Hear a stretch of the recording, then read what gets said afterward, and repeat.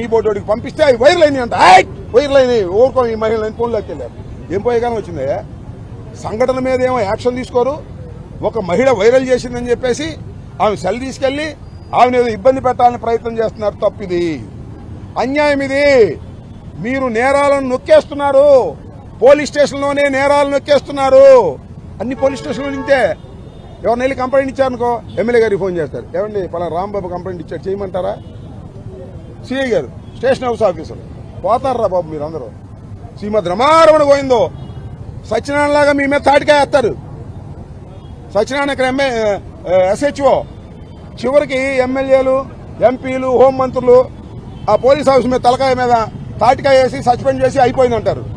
ఇరుక్కుపోతారు చెప్తున్నా నేను. పోలీస్ ఆఫీసర్లకు సవినయంగా మనవి చేస్తున్నా, మీరు చట్ట ప్రకారం వ్యవహరించుకోకుండా మాధవ్ గారు చెప్పారు, హోంమంత్రి గారు చెప్పారు, ఎమ్మెల్యే గారు చెప్పారు అని కేసులు రిజిస్టర్ చేయకుండా ఆపితే, ఇలాంటి సంఘటన జరిగితే మీ మీద నెట్టేసి వెళ్ళిపోతారు. అందరి మీద నెట్టరు సుమా. పాప సత్యనారాయణ లాంటి అమాయకుడి మీద నెడతారు. మీకు తెలుసుగా, అక్కడ గంగా కృష్ణమూర్తి, అక్కడ వంశీ నా ఇంటి మీద దాడి జరిగినప్పుడు అక్కడే ఉన్నారు. దాడి చేయించిన వాళ్ళ ప్రధానులు నన్ను తీసుకెళ్లారు. నా కాళ్ళు బగలు తీసి కొట్టాలని చూశారు, కొట్టలేదు. వాళ్ళని మాత్రం సస్పెండ్ చేయరు. వాళ్ళు మావోళ్ళు, మా ప్రభుత్వానికి బాగా సన్నిహితం. అలాంటి మా ఓళ్ళని మాత్రం కాపాడుకుంటారు. మా ఓళ్ళు కాని పోలీసుల్ని ఈ రకంగా ఇబ్బంది పెడతారు. గుర్తుపెట్టుకోండి, ఒక అరాచకమైన పాలన జరుగుతూ ఉంది వాళ్ళ రాష్ట్రంలో. అట్టర్ ఫ్లాప్ ఆఫ్ పోలీసులు పూర్తి విఫలమయ్యారు. హోంమంత్రి పూర్తిగా విఫలమయ్యారు. విఫలమైపోయి ఇవి పోలీసు అధికారుల మీద నెట్టేసి వాళ్ళని సస్పెండ్ చేసో వీఆర్కు పంపించో చేతులు దులుపుకుంటున్నారు. ఇది తప్పు. ఇప్పటికైనా పోలీసు యంత్రాంగం ఎమ్మెల్యేలు చెప్పినట్టు, రాజకీయ నాయకులు చెప్పినట్టు కాకోకుండా నిజమైన స్పష్టమైన కేసుల్లో మీరు యాక్షన్ తీసుకోకపోతే ఇరుక్కుపోతారని తాజా ఉదాహరణ సత్యనారాయణ గారిని వీఆర్కు పంపడం అనే విషయాన్ని గుర్తు చేసుకోమని ఈ సందర్భంగా తెలియజేస్తూ నేను చెప్పదలుచుకున్నది ఒక్కటే. ఇవాళ రెండవ సంఘటన జరగడానికి కారణం స్థానిక శాసనసభ్యురాలు సోదరి గల్లా మాధవి గారి ఇంటర్ఫీరెన్స్ వల్ల, రాజీ చేయడానికి ప్రయత్నం చేయటం వల్ల ఆ సంఘటన జరిగిందనడంలో ఏ విధమైనటువంటి అనుమానము నాకు లేదు. నేను స్పష్టంగా ఆరోపిస్తున్నాను. ఆమె పరువు నష్టం దావా వేసుకుంటుందో, ఆస్తి నష్టం దావా వేసుకుంటుందో నేను దాన్ని ఎదుర్కోవడానికి సిద్ధంగా ఉన్నాను. మీ మీద మాత్రం దావా వేస్తారు. పరువు నష్టం కాదు, మహిళల పరువు నష్టం మీ నాయకత్వంలో జరిగిందని ఈ రాష్ట్ర మహిళలందరూ కూడా మీ మీద ఎన్నికల్లో పెద్ద దావా వేస్తారు. ఆ దావాని ఎదుర్కోవడానికి సిద్ధంగా ఉండవలసిందిగా సోదరి గల్లా మాధవి గారికి వినయపూర్వక హెచ్చరిక చేస్తున్నాను. ధన్యవాదాలు.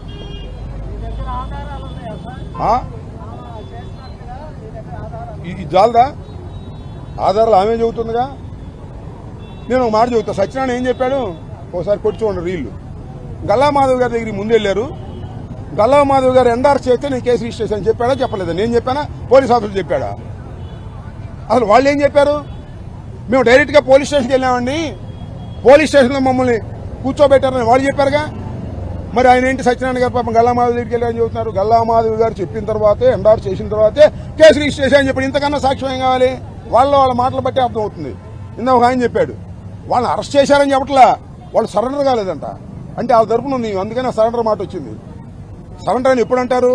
మనం ముద్దాయిలు వెళ్లి కోర్టులో హాజరు కాకుండా పోలీస్ స్టేషన్కి వచ్చి సరెండర్ అయితే సరెండర్ అంటారు. దీనిలో సరెండర్ చేయాలా, అరెస్ట్ చేయాలా?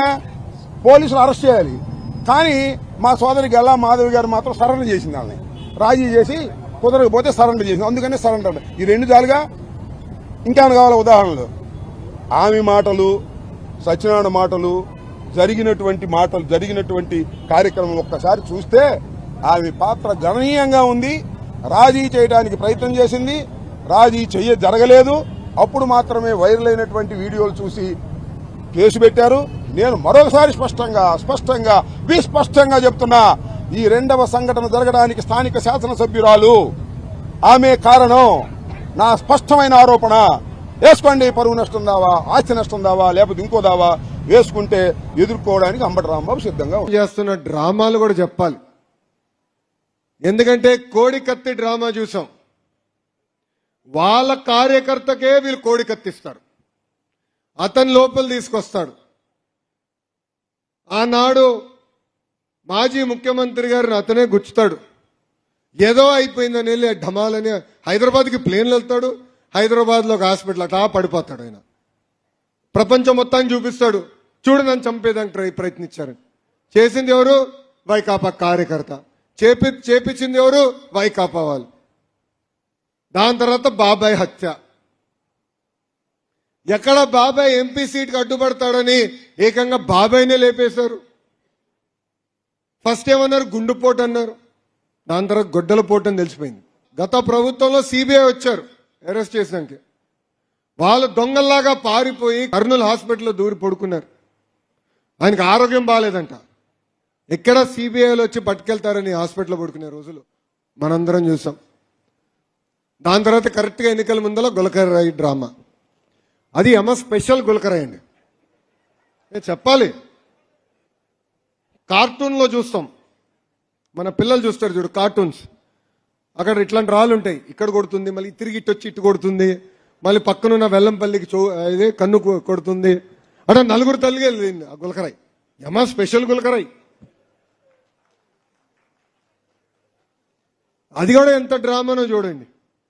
ఆ రోజు కానీ మనం బయటకు వచ్చి అరే బాబు ఇది ఒక డ్రామా, కోడి కత్తి బాబాయ్ హత్యలు ఎలా ఉందో ఇది ఒక డ్రామా అని ఆనాడు చెప్పుకుంటూ ఉంటే మనం మళ్ళీ సింపతి తీసిన ప్రయత్నించాడు. ఏదో మనం కొట్టించాం, మనమే రాయి ఇచ్చామని చెప్పే పరిస్థితి తీసుకొచ్చేవారు వీళ్ళు.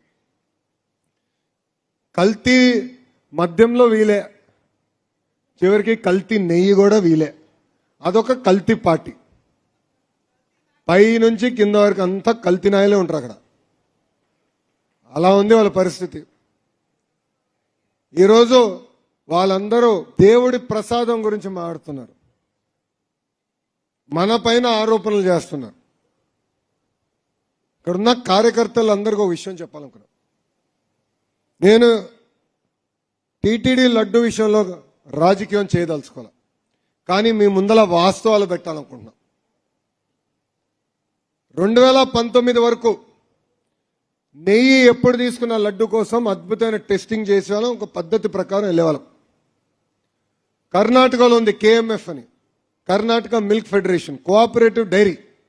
వాళ్ళ దగ్గర నుంచే మనం ఎక్కువ శాతం నెయ్యి కొనేవారం. ఎంత రేట్ అయినా మంచి నెయ్యి ఇస్తారని వాళ్ళ దగ్గర కొనేవాళ్ళం. వీళ్ళ అధికారంలోకి వచ్చారు 2019లో. వచ్చి అన్ని మార్చేశారు, టెండర్ షరతులు మార్చేశారు. ఏకంగా చిన్న కంపెనీలకు ఇచ్చేదానికి వాళ్ళు టెండర్లు చేశారు. దాని తర్వాత 2022లో శాంపిల్ తీసుకుని టెస్ట్ చేస్తే శాంపిల్ ఫెయిల్ అయింది. ఆ రిపోర్ట్ బయటికి రాకుండా తొక్కారు. మనందరం ప్రతిపక్షంలో ఉన్నప్పుడు చర్చించాం, అదేంటి నాణ్యత తగ్గినట్టుంది లడ్డూలోని. ఎంతమంది సోషల్ మీడియాలో పెట్టారు, వీడియోలు పెట్టారు.